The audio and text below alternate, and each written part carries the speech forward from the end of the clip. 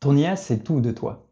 La mémoire, c'est ce qui permet aux agents IA de passer de simples répondants à des questions à des systèmes complexes qui comprennent vos besoins au fil du temps. La mémoire, elle existe sous différentes formes. La mémoire à court terme, qui va être la mémoire au sein d'une même session de chat, qui va permettre de référencer des messages précédents pour fournir un résultat. Ça rajoute de la cohérence dans l'interaction.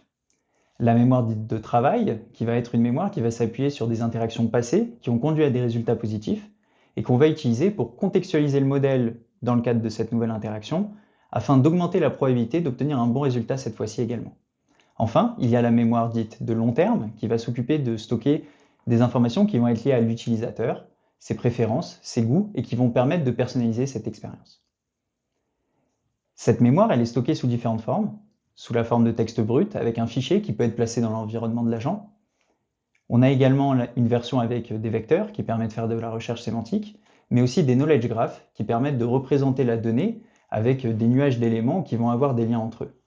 Ça permet de capturer une représentation un petit peu plus complexe de cette mémoire. Toute cette mémoire, elle est utile pour les agents afin de les rendre de plus en plus interactifs et de plus en plus personnalisés pour améliorer l'expérience des utilisateurs.